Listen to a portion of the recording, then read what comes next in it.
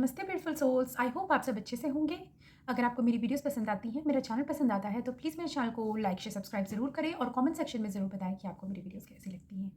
और अगर आपके पास कोई सजेशंस है, कोई टॉपिक्स है जिन पे आप चाहते हो कि मैं वीडियोस बनाऊं, तो वो भी आप ज़रूर बताएं and I will definitely make one on the topic. तो चलिए आते हैं आज के टॉपिक पे। आज का टॉपिक है कर्मा। कर्मा पे मैंने ऑलरेडी एक वीडियो बनाई हुई है, बट फिर से इसकी काफ़ी ज़्यादा रिक्वेस्ट आ रही थी कि मैं कर्मा की वीडियोस बनाऊं, तो हियर आई एम अगैन।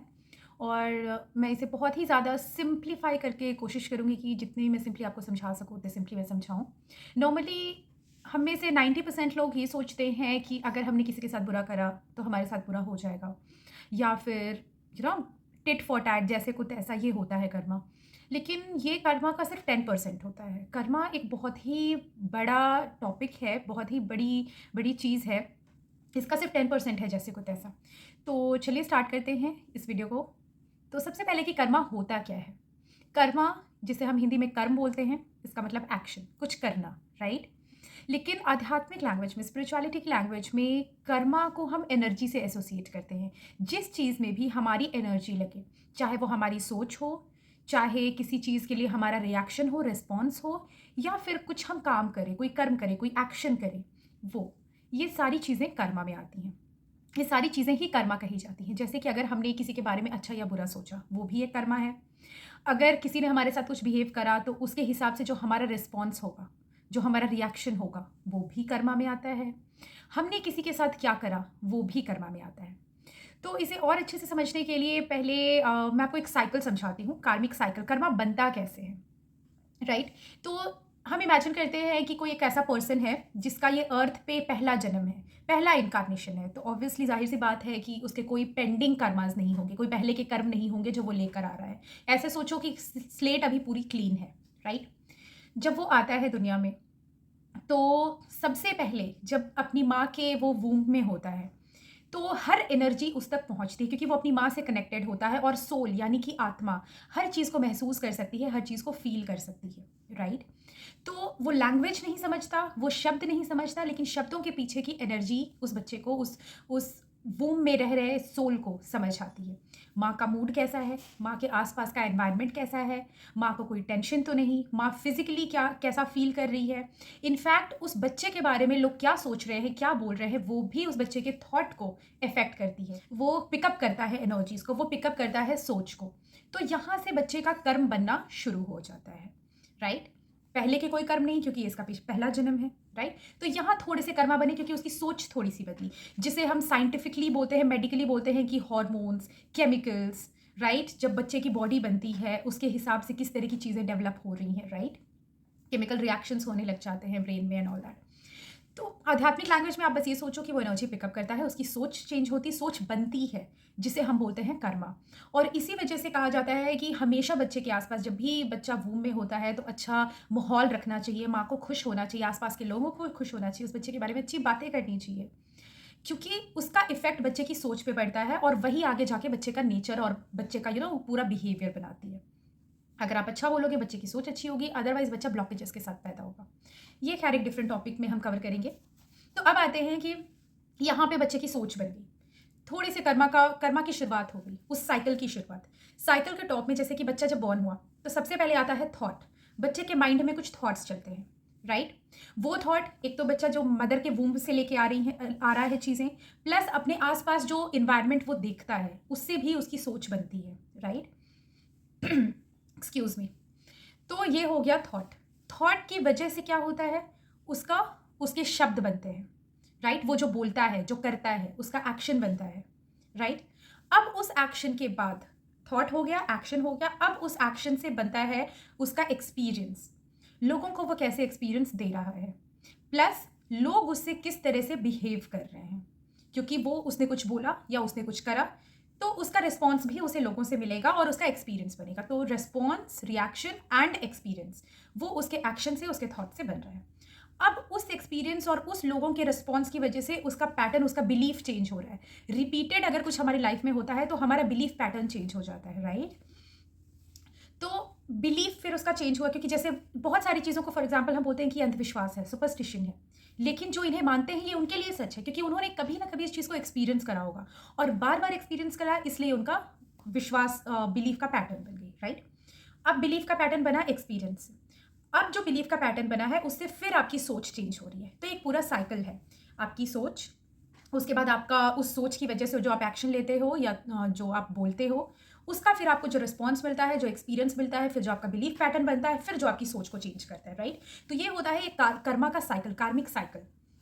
तो मान लो कि अगर आप किसी के लिए अच्छा सोच रहे हो या फिर आपकी शुरुआत की थॉट अच्छी है, जैसे कि मैंने बताया कि बच्चा जब जो थॉट लेकर आता है मदर के वूम से, वो अगर अच्छी है तो उसके अच्छे कर्मों की शुरुआत होगी, उसकी सोच अच्छी होगी, आसपास जब वो पैदा हुआ आसपास का माहौल सही रहा और सोच अच्छी हुई, उसकी वजह से वो लोगों के साथ अच्छा करेगा।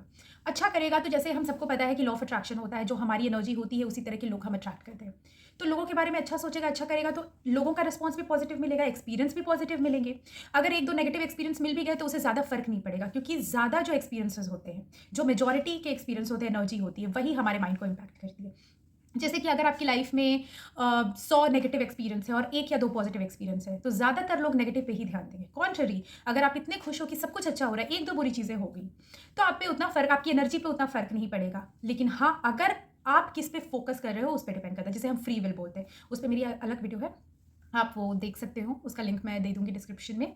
तो फ्री विल से आप हमेशा अपनी एनर्जी चेंज कर सकते हैं। जैसे कि मान लो आपने उन दो नेगेटिव चीज़ों पे ही फोकस करा तो आपकी आपकी एनर्जी चेंज होने लग जाएगी। बिलीफ, यहाँ पे बिलीफ आपका नेगेटिव जाएगा, तो पूरी साइकिल कर्मा की चेंज हो जाएगी। तो चलिए अभी कर्मा पे ही स्टिक करते हैं। तो उसे पॉजिटिव एक्सपीरियंसेस होंगे, उसका बिलीफ पॉजिटिव बनेगा, बिलीफ की वजह से थॉट्स पॉजिटिव बनेंगे, तो वो अपने लिए पॉजिटिव कर्मा क्रिएट कर रहा है। ठीक। कॉन्ट्ररी, अगर हम यही लेते हैं कि उसके वूम में, जब वो मदर के वूम में था तो भी नेगेटिव एक्सपीरियंस मिले, बाहर भी आके नेगेटिव एक्सपीरियंस मिले, तो ये सारा कार्मिक साइकिल नेगेटिव की तरफ चला जाता है। उसके मन में नेगेटिविटी हो जाती है, उसकी एनर्जी लो चली जाती है, कर्मा के ट्रैप में फिर वो फंसता जाता है। क्योंकि ये यूनिवर्स का लॉ होता है कि जो एनर्जी डोमिनेटिंग होती है वही बढ़ती जाती है। अगर आप पॉजिटिव सोचते हो तो पॉजिटिविटी बढ़ेगी, नेगेटिव सोचते हो तो नेगेटिविटी बढ़ेगी। और एक और चीज़, नॉर्मली हम सोचते हैं कि जो अच्छे कर्म होते हैं वो कर्मा नहीं होते। कर्मा को यूजुअली हम नेगेटिव चीज़ से एसोसिएट करके देखते हैं, ऐसा नहीं है। कार्मिक बंधन पॉजिटिव भी होते हैं, कार्मिक बंधन नेगेटिव भी होते हैं, क्योंकि यूनिवर्स को अच्छे बुरे में अंतर नहीं पता। यूनिवर्स ने बस एक लॉ बनाया कि जो एनर्जी दोगे वो कर्मा बनेगी।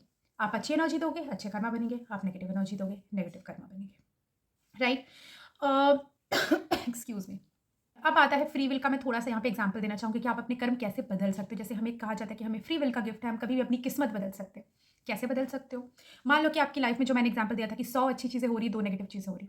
अगर आपने चूज़ किया कि नहीं, वो 100 चीज़ों को हटाओ, मुझे उन 2 नेगेटिव चीज़ों पे ही सोचना है, तो वो साइकिल चेंज होने लग जाता है। आपकी थॉट नेगेटिव हुई, उसकी वजह से आपके वर्ड नेगेटिव हुए, एक्सपीरियंस नेगेटिव हुआ, बिलीफ नेगेटिव हुआ, फिर वो सारा साइकिल आपका बदल जाता है, राइट?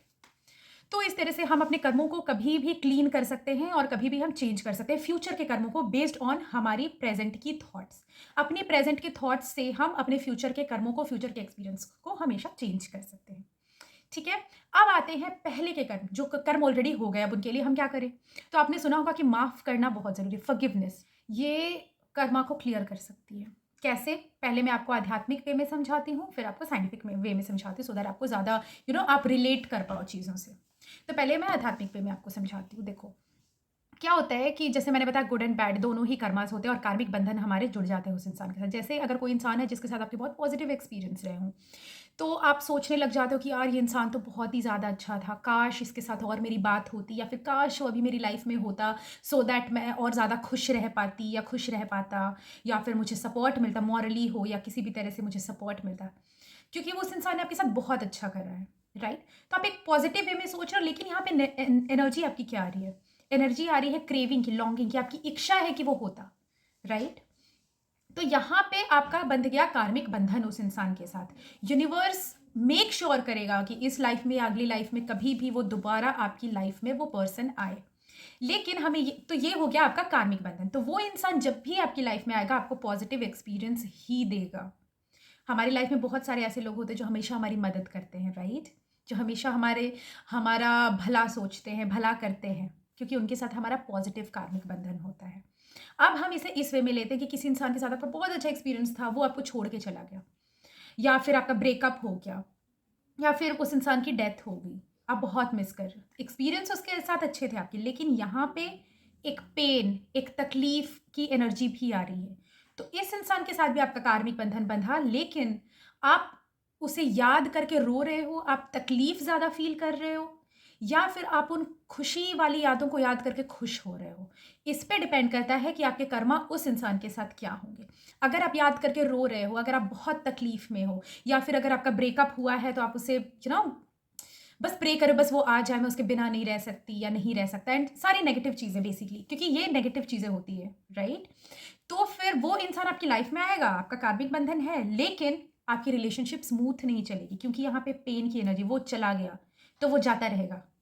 पूरी तरह जाएगा भी नहीं, क्योंकि कार्मिक बंधन है यहाँ पे, आपकी इच्छा भी है उसके लिए कि वो रहे। तो इसलिए ऑन एंड ऑफ जो रिलेशंस होते हैं, ये कार्मिक रिलेशंस होते हैं।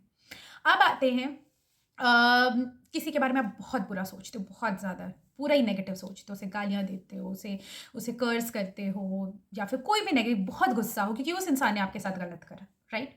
गुस्सा होना जायज़ है, नेगेटिव सोचना जायज़ है। नॉर्मली नॉर्मली अगर हम प्रैक्टिकल लाइफ में देखें तो ये जायज़ है, राइट? उसने गलत करा, मैं क्यों अच्छा सोचूं उसके बारे में, है ना? लेकिन हम इसे आध्यात्मिक वे में, कार्मिक वे में समझते हैं। अब आपकी एनर्जी क्या हुई उसके लिए? नेगेटिव, बहुत बुरा इंसान है, बहुत ही ज़्यादा मुझे नफरत है उससे। क्या होगा इसकी वजह से? वो इंसान कार्मिक बंधन में बंधा, क्योंकि आपकी सोच कर्मा बनाती है, राइट? एनर्जी कार्मिक बंधन में बंधा, आपकी लाइफ में आएगा, लेकिन आपकी एनर्जी उसके लिए क्या है? नेगेटिव। तो वो क्या करेगा? फिर से आपको हर्ट करके जाएगा, फिर से नेगेटिव एक्सपीरियंस होगा, या फिर आप उसे नेगेटिव एक्सपीरियंस दोगे, राइट? क्योंकि आप तो नफरत करते हो, इरिटेशन आपके में, इसने गलत करा मैं भी गलत करूंगा, राइट, या करूंगी। तो क्या हुआ? आपने फिर नेगेटिव एक्सपीरियंस दिया, फिर उसके साइड की भी एनर्जी होती है, राइट? उसने आपकी नेगेटिव एनर्जी रिसीव करी, फिर वो डबल करके उस नेगेटिव एनर्जी को रिटर्न करेगा, फिर आप क्वाड्रपल करके 4 गुना उस एनर्जी को रिटर्न करोगे। तो ये हो गया बहुत ही इंटेंस कार्मिक बंधन, बढ़ता ही जा रहा है, बढ़ता ही जा रहा है। तो यहाँ पे अगर हम कहते हैं कि क्षमा करो, माफ करो, जाने दो, इससे क्या होगा कि आपने उसकी तरफ अपनी सारी एनर्जी सप्लाई कट कर ली। पॉजिटिव भी नहीं, अगर पॉजिटिव नहीं सोच सकते मत सोचो, कोई बात नहीं। मैं कभी नहीं बोलती कि किसी ने बुरा करा तो बहुत अच्छा सोचो, नहीं, नहीं हो रहा मत सोचो, प्रेशर नहीं लेना, टेंशन नहीं लेनी, लेकिन कुछ भी मत सोचो यार, कुछ सोचो ही मत उसके बारे में। क्यों? क्योंकि आप कुछ ना सोच के खुद का भला कर रहे हो। आप कुछ नहीं सोच रहे हो, आपकी एनर्जी उसकी तरफ नहीं जा रही, तो जो भी नेगेटिव एक्सपीरियंस रहा है वो चला जाएगा। उस इंसान के थ्रू आपको दोबारा नेगेटिव एक्सपीरियंस नहीं मिलेगा, आपका कार्मिक बंधन नहीं बंधेगा, आप दोबारा हर्ट नहीं होगे, माफ करोगे तो आप उस इंसान के थ्रू आने वाले किसी भी फ्यूचर के नेगेटिव एक्सपीरियंस से बच जाओगे। तो भला आपका हुआ। उस इंसान ने जो गलत करा वो उसका कर्म है, वो ऊपर वाला देख लेगा, वो यूनिवर्स देख लेगा, राइट? लेकिन आपको खुद फ्री होना है। अब आते हैं सेकंड चीज पे, अगर आप माफ करोगे तो आपके माइंड से भी नेगेटिविटी चली जाएगी, राइट? क्योंकि माफ करना सिर्फ ऊपर से नहीं होता कि हाँ माफ कर दिया और अंदर इरिटेशन है, अंदर बुरा लग रहा है, दुख हो रहा है, वो माफ करना नहीं हुआ। माफ करना होता है कि आपके मन में उसके लिए कोई हार्ड फीलिंग्स नहीं है। तो उससे क्या होगा कि जो आपकी एनर्जी है, जो सेल्फ कर्मा हम कहते हैं, ऐसा नहीं होता कि हम दूसरे के साथ कर्मा गलत करते वही कर्मा है, हम खुद के साथ जो खुद को एनर्जी दे रहे हैं वो भी कर्मा है, क्योंकि कर्मा क्या है? सोच। किसी के लिए भी आप सोचो, खुद के लिए सोचो, दूसरे के लिए सोचो, कर्मा तो कर्मा होता है, राइट? सबके लिए रूल्स बराबर है। तो आपके मन में उसके लिए कोई हार्ड फीलिंग्स नहीं है, आप अंदर से तकलीफ में नहीं हो, तो दोबारा भी आपकी लाइफ में किसी और के थ्रू भी वो पैटर्न रिपीट नहीं होगा। जैसे बहुत लोग होते हैं ना, बोलते हैं कि ये इंसान छोड़ के चला गया, बट दूसरा भी छोड़ के चला गया, एक्सपीरियंस रिपीट होता जा रहा है। क्यों होता जा रहा है? क्योंकि आपने अपने मन से वो चीज़ें नहीं निकाली हैं, तो आप ना चाहते हुए अट्रैक्ट कर रहे हो वो चीज़ें। इसीलिए माफ़ करना बहुत ज़रूरी, सो दैट वो पैटर्न कट हो जाए, राइट? अब आते हैं उन कर्मास पे जो हम खुद के लिए क्रिएट करते हैं। जैसे हमारे अंदर सेल्फ लव नहीं, हम खुद से प्यार नहीं करते, हम खुद के बारे में बहुत बुरा सोचते, कॉन्फिडेंस नहीं है, वो भी तो एक कर्म है, क्योंकि कर्मा क्या है? सोच, एनर्जी, राइट? क्योंकि वो पूरा साइकिल आप याद करो, उसके हिसाब से एक्सपीरियंस बनेगा, बिलीफ बनेगा, फिर सोच बनेगी, राइट? तो उससे क्या होगा? अभी नहीं तो बाद में, या तो आपको ऐसे लोग मिलेंगे जो आपका कॉन्फिडेंस और लो लेकर जाए, क्योंकि यहाँ पे लॉ ऑफ अट्रैक्शन साथ ही साथ काम कर रहा है, राइट? कि आप और भी नेगेटिव लूप में फंसते जाओगे, खुद के बारे में बुरा सोचते जाओगे, या फिर बहुत ही सीवियर केसेस में ऐसा कभी कभी हो जाता है कि हमारे साथ कुछ कुछ गलत हो जाता है, वो आपके पास्ट लाइफ के कर्मास हो सकते हैं। जैसे कुछ लोग होते हैं कि अच्छे से फिजिकली फिट नहीं होते या मेंटली फिट नहीं होते, तो वो भी वो कार्मिक ही चीज़ें हैं। अब वो आप किसी और का कर्ज लेके आ रहे हो, क्योंकि कर्ज भी एक कर्मा है, राइट? आपको ये समझना कि कर्मा एनर्जी है, चाहे वो किसी के श्राप से आ रहा हो, चाहे वो किसी के आशीर्वाद से आ रहा हो, चाहे वो हम खुद के बारे में नेगेटिव सोच रहे वो आ रहा हो, या फिर हमने किसी को हर्ट करा वो आ रहा हो, या फिर किसी और ने हमें हर्ट करा और वो तकलीफ हम अपने मन में लेकर आगे आ रहे हैं। ज़रूरी नहीं है कि आपने गलत करा तो वो आपके साथ गलत करेगा। कभी कभी हिस्ट्री भी खुद को दोहराती है कि आपके साथ गलत हुआ हो और दोबारा भी आपके साथ ही गलत हो, क्योंकि नेगेटिविटी आप कैरी कर रहे हो, राइट? तो ये चीज़ आई होप मैंने ईजिली समझाया हो आपको, आई मीन ज़्यादा कन्फ्यूज़ ना करा हो। और अब आते हैं साइंटिफिक वे में। साइंटिफिक वे बेसिकली बहुत ही ईजी थिंग है, मतलब समझाना आपको एक लाइन में मैं समझा सकती हूँ। तो थिंग इज़ कि हमेशा हम सब ने पढ़ा है कि एनर्जी कभी मरती नहीं है, energy cannot be destroyed, it cannot be created, cannot be destroyed. ना बनती है ना मरती है, वो है ऑलरेडी। लेकिन हम उसे हमेशा उसके फॉर्म को शिफ्ट कर सकते हैं, ट्रांसफॉर्म कर सकते हैं, चेंज कर सकते हैं, राइट?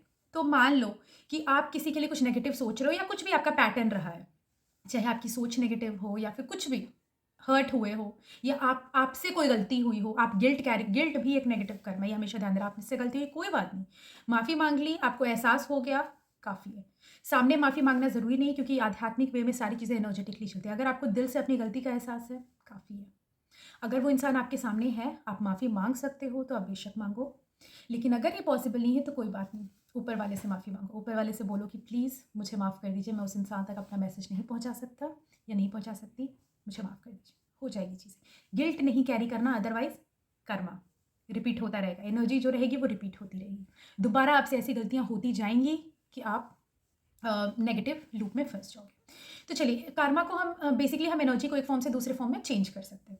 तो यहाँ पे हमें क्या करना है, कर्मा को क्लियर करने के लिए, जो हो गया पास्ट में, हमने कुछ गलत करा, किसी और ने गलत करा, जो भी हुआ, वो एक एनर्जी है, उसे हम नहीं मिटा नहीं सकते, लेकिन हम उसे चेंज कर सकते हैं।